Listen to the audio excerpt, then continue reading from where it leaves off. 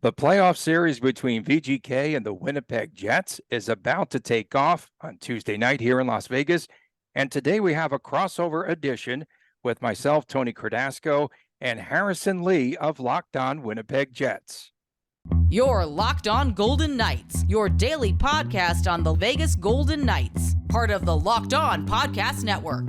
Your team every day.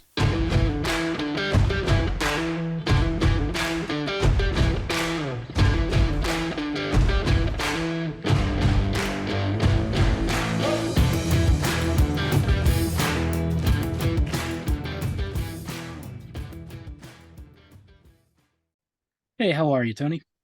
How's it going? My man Chris Golick is on assignment today. And Harrison, welcome to the show.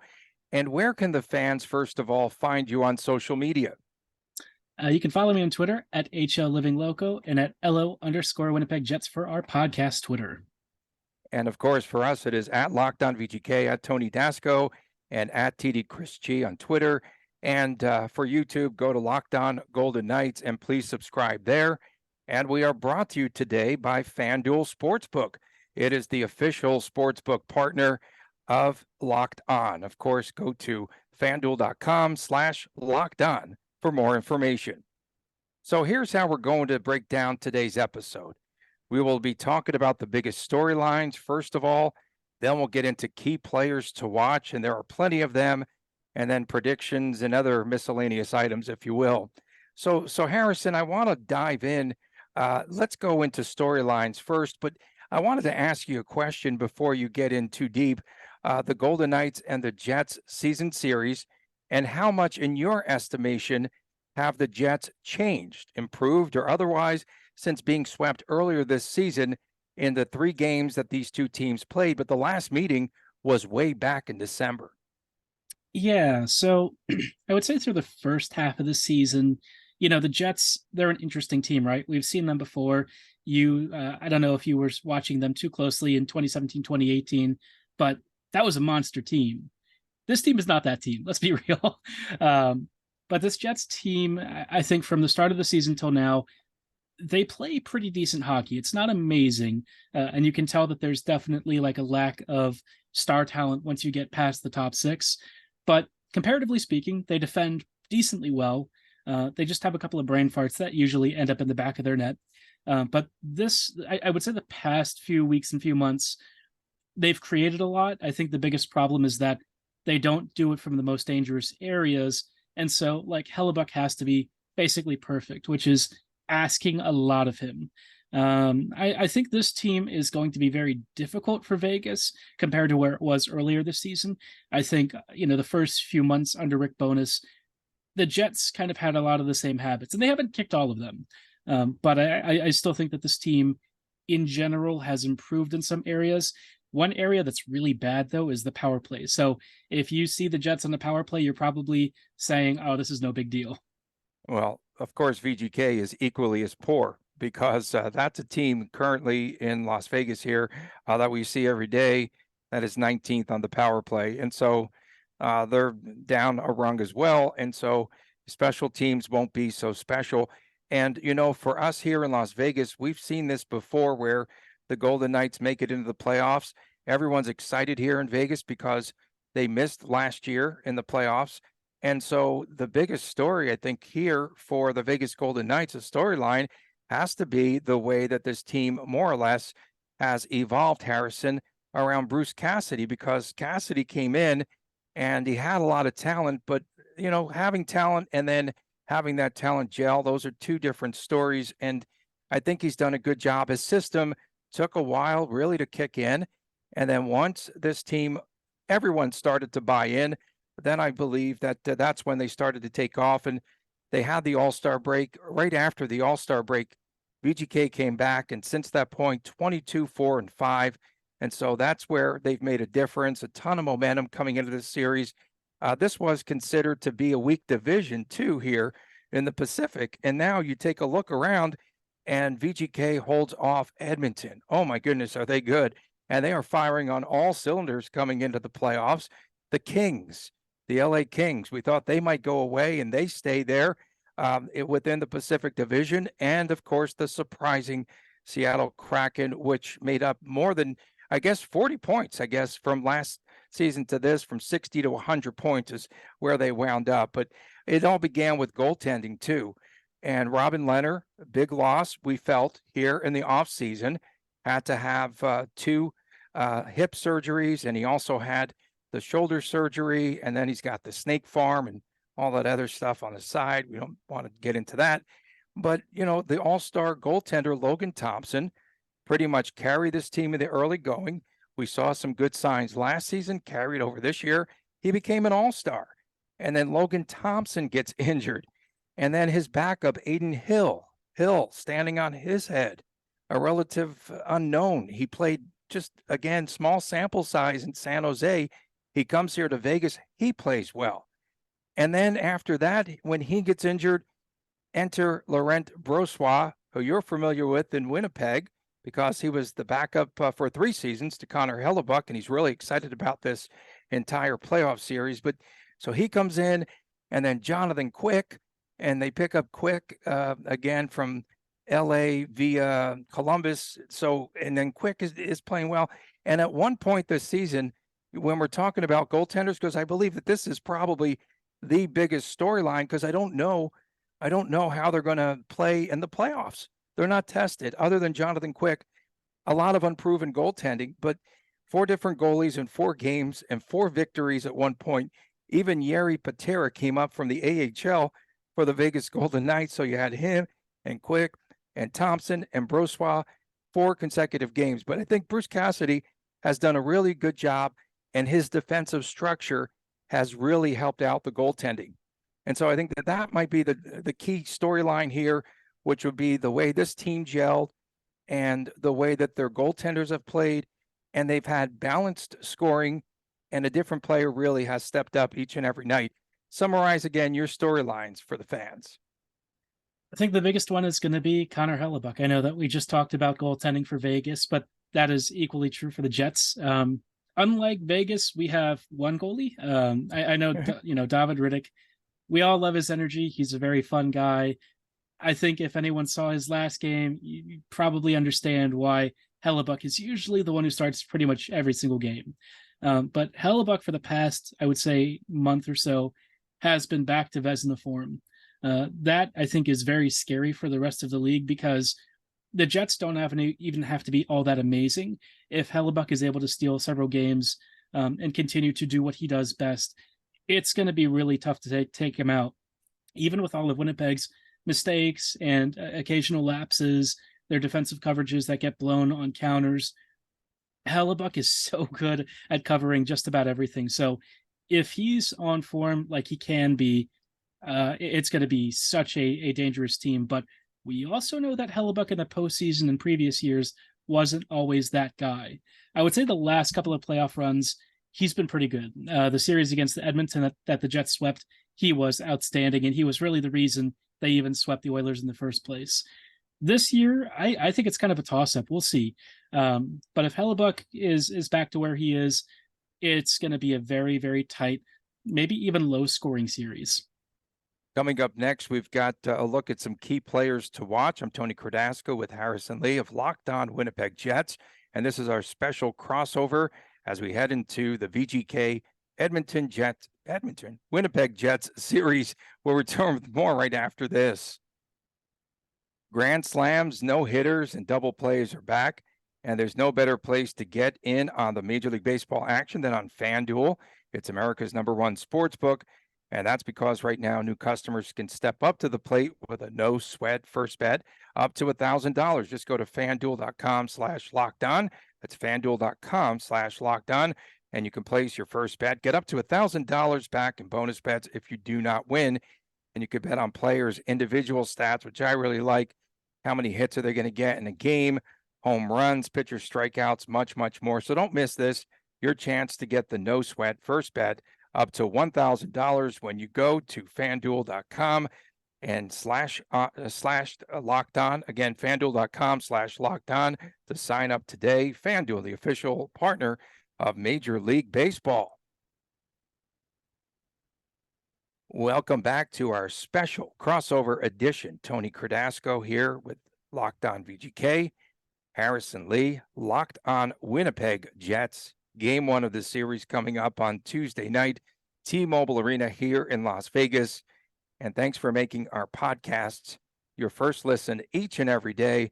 We definitely appreciate that. Your team every day on the Locked On Network. So when we talk about key players, right, you just went into Connor Hellebuck. Tell us about the supporting cast and who's going to score goals for the Winnipeg Jets. Isn't that the $1 million question? This year, let's be honest, goal scoring for the Jets has been very, I would say, inconsistent. I think if there's one critical flaw with this team, it's that finishing has been all over the place. One game, they score like 6 goals. The next game, they score 2, maybe 1, if they're lucky. And like the finishing has just been, it's been a hot mess. This year has been one of the toughest for Winnipeg's finishers. And so I think if we're looking at any skaters who are really going to stand out above all the rest, it's going to come down to Nikolai Ehlers, Josh Morrissey, and whether or not Mark Scheifele feels like showing up. If Scheifele shows up in the form that we know he's been in the past, he can be almost unstoppable. But he's also shown that at times, if he doesn't really believe in the vision of the team, if he's not happy, he's going to let you know on the ice. You can tell that he's not feeling the vibes of the team, that he's not really happy at work. And so, for the Jets, if Scheifele's not up to par, if he's not at his best, it really puts Winnipeg at a disadvantage. He got moved to the wing recently alongside Pierre-Luc Dubois, and that has seemingly gotten him back to being really good. Dubois himself has been decent, but I think Scheifele being resurgent and really having a strong series, that could be one of the big X factors for the Jets. Ehlers, he's going to have to play more than 14 minutes a night. I know that Bonus will always say he plays as many shifts as the rest of the guys, and it's like, well, yeah, but the total time on ice is still kind of low. So I'd like to see that get bumped up somehow. Double shift him if you have to. He's our best creator. And alongside, Scheifele and some of the other guys, I think those are the players that we're really circling for, hopefully having a big series. And when you take a look at some players to watch for the Vegas Golden Knights, Jack Eichel will be playing in his first playoffs in his career. Jackie Aces, of course, as Pat McAfee just referred to him. And, he's really given up, I believe, a ton of his offense by playing defense. He's a better defensive player, and that's what I think the fans will see that kind of lost contact with him. And they don't need to rely so much upon him to score goals because every night it's a different player that's been stepping up, a different line, and it's been pretty much a team effort. Even though Eichel led the team in scoring, he only had 66 points, so it wasn't like he had one of those banner seasons, but he was still oft injured. He had some lower body injuries, and right before the playoffs began, he just came back in the last game against the Kraken, but he missed a couple of games, and so hopefully he is out there and making a difference for the Vegas Golden Knights and for their fans. And Mark Stone officially off of LTIR, so he's expected to make his return. The captain, he skated full contact over this past weekend, and he's expected to be on line 3, which is kind of a shocker because it'll be him, Michael Amadio, and Chandler Stevenson will be the center on that line. But Stone was talking about how he has played alongside Stevenson for a while. He's been his center, and so he's feeling very comfortable about getting back out there. We've seen this act before. We don't know if Stone is going to be 100%, but he will be very valuable for the Vegas Golden Knights, particularly on the power play. And even if he's about 70 or 80%, that's more than what they've been getting of late. And Stone's been out since January the 17th. And then, of course, we talked again about goaltending, but Laurent Brossoit, 7-0-3. He has not lost in regulation this season. But again, it's a very small sample size, and we just don't know, again, this experience factor. I think that's going to be a big key. But the one difference, I think, between the two teams, you had mentioned it earlier, they just have the top 6 there in Winnipeg, whereas the VGK currently can roll 4 lines. And when you have Stone on your third line, that's pretty impressive, right? They have a lot of depth is what I was getting at. And I think that, VGK has to score goals, and they've gone dry in the playoffs where they can't score. So I might have to be with you. we might have to go onto FanDuel. We might have to check out the totals on these games in the series. Anyone else to watch that you could think of for the Winnipeg Jets? And will Rick Bowness call out Bruce Cassidy and want to fight him at any point?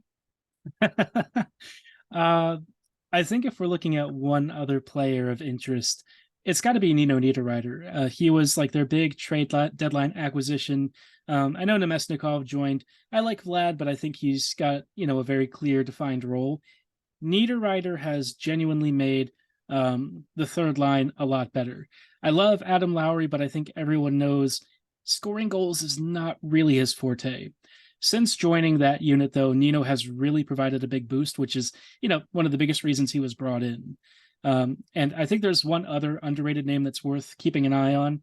It's Morgan Barron. Both he and Nino have been really instrumental in making the Jets' third and fourth lines. Well, I'm going to use the word watchable, because prior to that, those depth lines were not really doing much offensively, but Barron and Niederreiter have been great.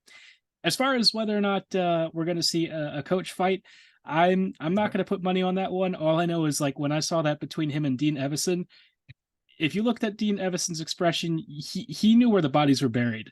Yeah.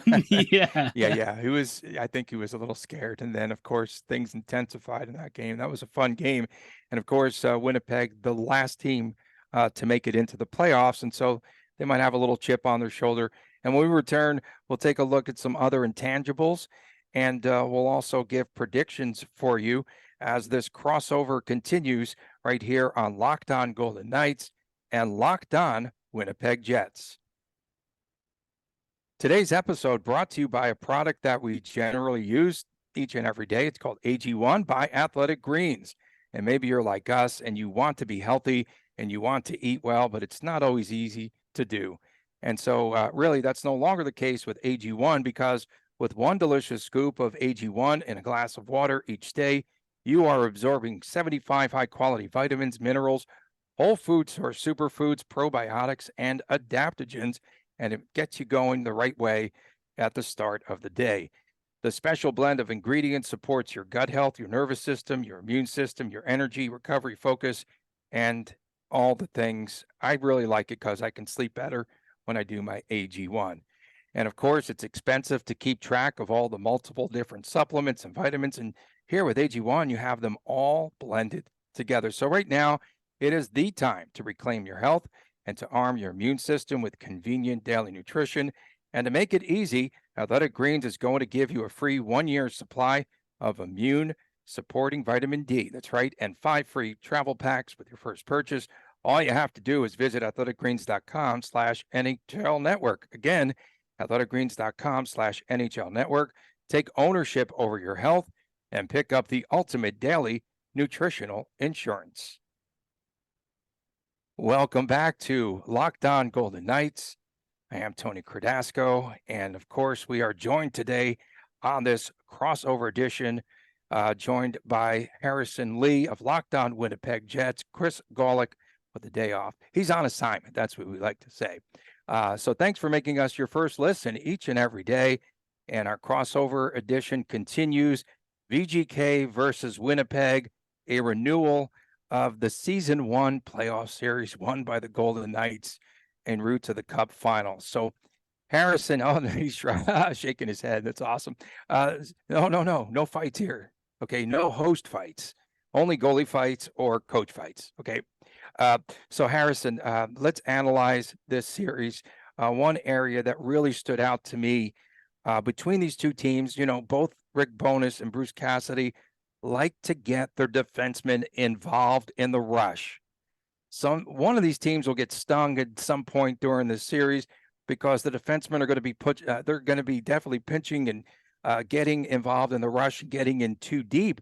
And it's just, I think that's a pretty interesting matchup there with the defensemen. And to see, I think whichever team with their defensive unit can score more points could be the eventual winner. And Josh Morrissey, 76 points this season. So I really do believe that we're going to see a defensive player step up between these two teams in this series. Yeah, and it's funny that you brought up Morrissey because whenever I watch Shea Theodore or Nick Hag, I always kind of circle back to those guys. I know Petrangelo has been, recently a really big contributor, but I always think of some of their more youthful players. The one thing I've always noticed with Vegas is that their defenders support and offer really good outlets. They're always passing the puck well. The thing that you'll see with the Jets defense, I don't know if you've ever just sat them and watched them like shift by shift, but honestly, we have some of the worst passing in the league. I don't know what happens in the drills or whatever, but the Jets blue line passing and their connection to the forwards, it's been really haphazard this year. I think it's part of one of the reasons why they take a lot of point shots. They love to try and tip and go for deflections. It feels like their offensive zone possessions tend to be a little bit not great. And so, Morrissey having like 76 points, that was really big this year. Bonus basically told him, I think you're a Norris candidate. And he was like, okay, I'll just go and win a Norris. And after that, the rest was kind of history. But the Jets defense in general isn't really built for a lot of offense. Dylan DeMello can kind of do it. Nate Schmidt can kind of do it. You will get offense with Pionk. It's where he's inside his defensive zone that you start to see Neal's really big issues. I feel like, and you can correct me if I'm wrong, but I feel like Vegas doesn't have as many problems with that, but I haven't also watched them too recently. I just know historically pretty decent backline.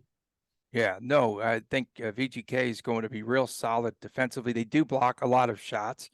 In the last game against Seattle, we were pointing out in the first period, there were 10 different players that had a block shots, 10 block shots in that first period. And that's what they do pretty well. And they've kept a lot of the heat off of the goaltenders this past season. I think that's been the biggest difference with this team becoming a success.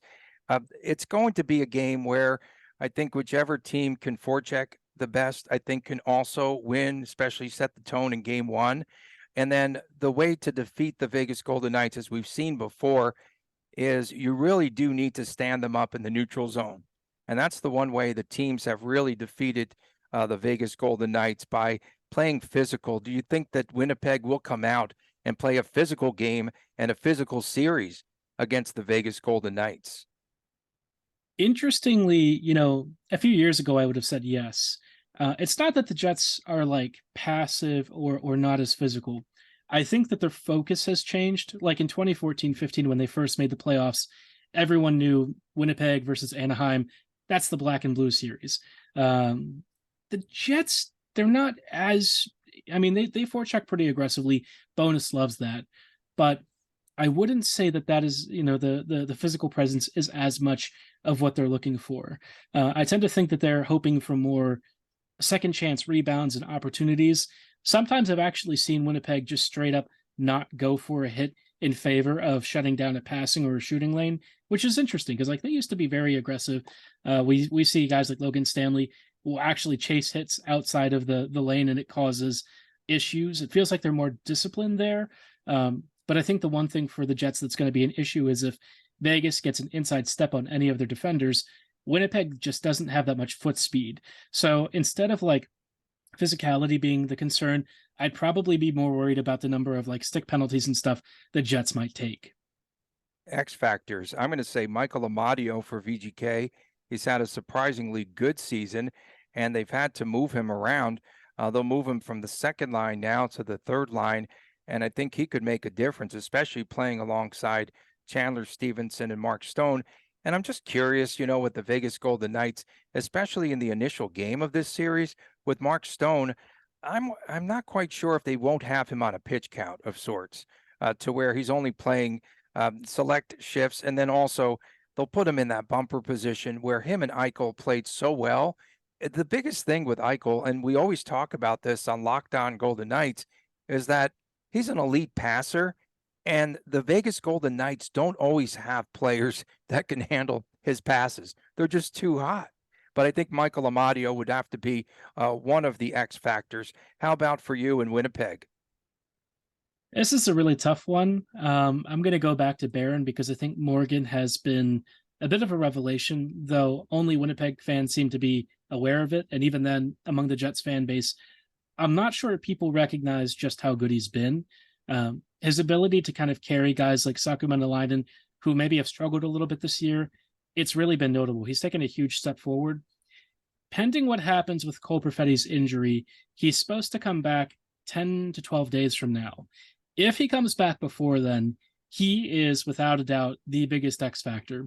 Perfetti's ability, like you said, Eichel has those passes that are just so good that people can't even handle it. Perfetti's kind of the same way. I've seen him try stuff even in preseason and camp where his teammates didn't even think that pass was possible. And Perfetti's brain and vision works at a level that honestly, he might be like the smartest player out there, which is, I mean, I don't mean to use hyperbole, but that dude is a genius. So if he comes back, I think he could be a really big impact, but I'm not expecting him back. I think kind of like Stone, even if he does return, he'd be on the pitch count. I would imagine that, both of these guys, the teams really want to protect. So for now, I'm just going to stick with Morgan Barron. I think that's probably the safest choice.